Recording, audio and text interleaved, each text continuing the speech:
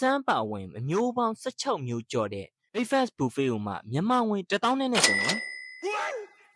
ဒီ breakfast buffet မှာဒီ buffet တန်းလုံးကြီးအပြင်dim sum ပေါင်းပူပူနွေးနွေးတွေကို9မျိုးထည့်ပေးတာတယ် dim sum ကို buffet ပေးထားရဆိုရင်ရေခဲရိုက်မာတောင့်ပြီးတော့ရတာပေါ့ရွှတ်နေတဲ့ dim sum မျိုးမဟုတ်ဘူးပူနွေးနွေးနဲ့အရသာရှိတဲ့ dim sum 9မျိုးကိုထည့်ပေးတာဒီဆိုင်မှာတပေါင်း2500 3000လောက်ပေးထားတဲ့ dim sum တွေကို buffet ခင်းပေးတာမဲလားဆိုလို့ရှိရင်ကိုမာမတုတ်ပေးတဲ့အတုပ်စုံတွေလည်းရှိမယ်နောက်ပြီးမနက်စာတွေရောမပါမဖြစ်ကျဲဥကိုလည်းစိတ်ကြိုက်ကြော်ခိုင်းလို့ရတယ်တွင်းကနေအုံနှုတ်ခေါ်ဆွဲကိုပဲကျော်အိုးပဲအီကြာကွေးတွေနဲ့တွဲပေးထားတဲ့အပြင်ပြည့်နှစ်နေတဲ့မုံဟင်းတွေနဲ့ပါစားလို့ရသေးတယ်သင်းခေါက်ဆွဲဆိုလို့ရှိရင်ကြည့်လိုက်အောင်ကြက်သားတစ်ပြုံးနဲ့ထည့်ပေးတာပြီးစီးစီးပိုင်ပိုင်ကြက်သားမြင်းများနဲ့နန်းကြီးတုံလည်းပါသေးတယ်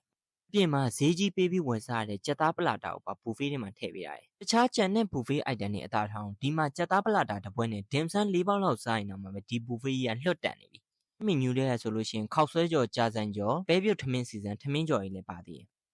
တောက်ဆရာလည်းကျန်တယ်ဒီမှာတောက်ဆရာဆိုလို့ရှိရင်လက်ဖက်ရည်ကော်ဖီနဲ့ပြောလို့ရှိရင်အေးအေးတွေလည်းပါတယ်။ဘိန်းမုံနဲ့အသီးပွဲတွေလည်းပါသေးတယ်။ဘူဖေးကမနက်9နာရီကနေ10နာရီထိစနေတင်းနေ့2ရက်ပဲခင်းတယ်။လိမ့်စာတော့အထပ်ပန်းဆွဲလန် Rose Garden Hotel ရှိကနော်ရိပ်မုံအင်ယာတဲ့ရွှေဟိန် Tea House မှာပါ